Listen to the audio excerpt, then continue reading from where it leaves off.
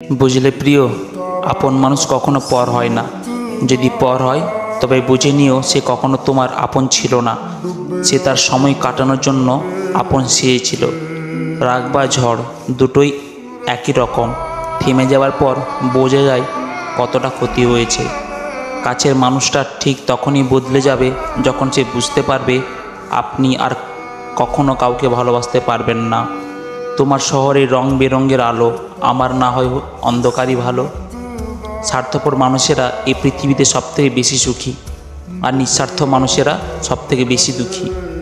যদি কাউকে ভালোবাসো তবে মন প্রাণ দিয়ে বাসো, অভিনয় করে নয়। কারণ অভিনয় শুধু ভালোবাসাকে অপমান করে না, একটা সুন্দর জীবনকে নষ্ট করে।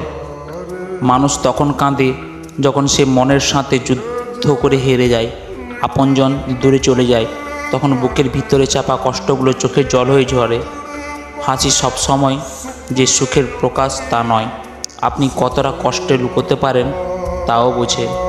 দেখো প্রিয়, তোমায় আমি ভালোবেসেছিলাম, তুমি আমাকে ছেড়ে অন্য কাউকে ভালোবাসলে।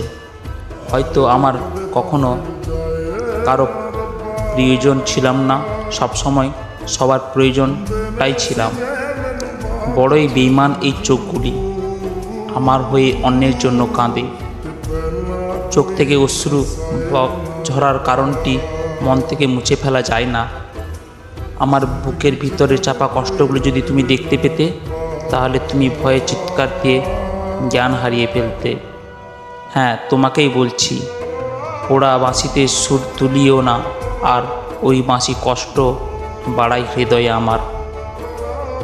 ভালো আছি কথাটা যত সহজে বলা যায়, আসলে কি সত্যি তত সহজে ভালো থাকা যায়? কলিজায় জায়গা পাওয়া মানুষগুলোই একসময় কলিজায় আঘাত করে, তাই না?